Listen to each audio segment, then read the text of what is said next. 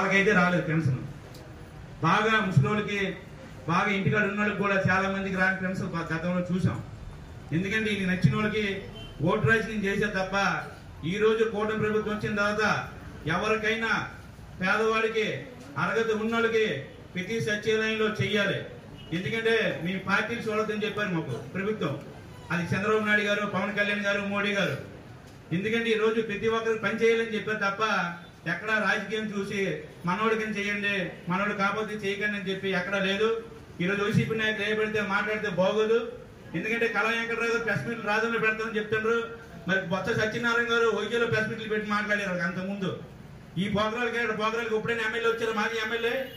ఈ రోజు కళా వెంకటరావు గారు ఎక్కడ చూసినా ఏ ప్రోగ్రామ్ అయినా కళా వెంకటరావు గారు వచ్చి ప్రోగ్రామ్ సక్సెస్ చేసి వెళ్తున్నారు. మీరు మాట్లాడడానికి లేదు. ఎందుకంటే గతంలో మీరు చేసిన తప్పులే ఈ రోజు 11 సీట్లు పరిమితి అయినా మీకు ఇంకా సిగ్గు లేకుండా మాట్లాడుతున్నారు వైసీపీ నాయకులు.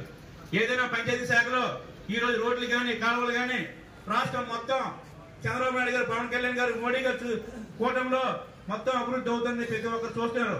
ఎక్కడ దౌర్జన్యాలైనా, ఎక్కడ అక్రమాలైనా, భూ కబ్జాలైనా మమ్మల్ని అడగమని చెప్పారు. ప్రతి ఒక్కరికి న్యాయం చేస్తాం. మీరు ఎవరైనా అందుబాటులో కళా వెంకటరావు ఎప్పుడూ ఉంటారు. జనసేన పార్టీ ఎప్పుడు మీకు అండగా ఉంటది, బీజేపీ పార్టీ ఉంటది. ఎవరు భయపడక్కర్లేదు. ఎందుకంటే భయపడి ఎప్పుడు రాజకీయాలు చేయకూడదు, ప్రేమతో చేయాలి.